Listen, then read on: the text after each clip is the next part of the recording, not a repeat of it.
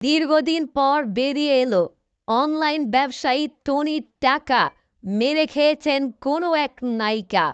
দীর্ঘদিন পর এমন খবর কিসের মাধ্যমে বা কিভাবে বেরিয়ে এলো, এই রহস্য জানতে এক নায়িকার লিভ টুগেদারের গল্প শুনতে হবে। আমি আর হাসান 1 বছর লিভ টুগেদার করেছি। আমি কোনো লসই দেখি না, লাভই দেখি। পাক্কা 1 বছর লিভ টুগেদার করে বিয়ে করেছেন স্বাগতা, তাও আবার পরিবারের অনুমতিতেই ছিলেন লিভ টুগেদারে। এবং আমরা যে লিভ টুগেদার করেছি আমাদের দুজনেরই বাবা মার পক্ষ থেকে কোনো সমস্যা ছিল না।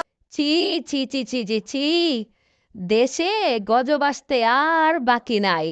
এখন মানুষ লজ্জার কাজ করেও নির্লজ্জের মতো গর্ব করে বলা শুরু করছে।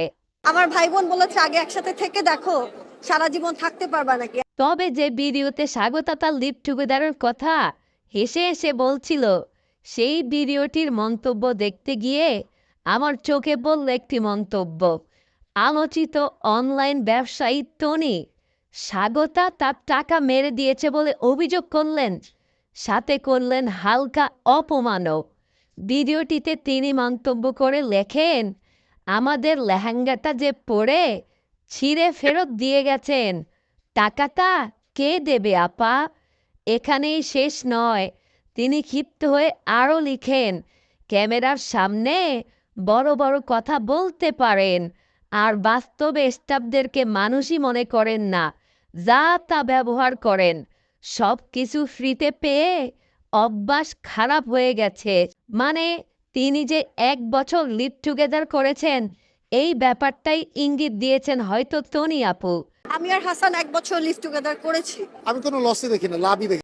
সব কিছু ফ্রিতে পেয়েছেন মানে 1 বছর তো তিনি একটা ছেলেকে ফ্রিতেই, মানে বুঝালেন আর কি।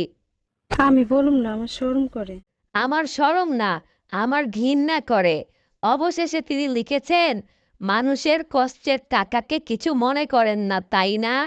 ইদানিং যে কি হলো, কিছুদিন আগে দেখলাম এক অনলাইন ব্যবসায়ী অপু বিশ্বাসের নামে অভিযোগ করল তিনি তার প্রমোশনে গিয়ে সেই শপের মগ জব ও খাবার না বলে অপু বিশ্বাস নিয়ে এসেছে। এখন আবার আরেক অনলাইন ব্যবসায়ী অভিযোগ করছে নায়িকা স্বাগতা নাকি তার পোশাকের টাকা মেরে দিয়েছে। এই অপু বিশ্বাস ও স্বাগতার মতো নায়িকাদের জন্যই বাংলা চলচ্চিত্রের নায়িকাদেরকে এখন মানুষ খুব সহজেই অসম্মান করে। ভিডিওটি ভালো লাগলে একটি লাইক দিয়ে শেয়ার করে দেবেন। ভালো থাকবেন। আল্লাহ হাফেজ।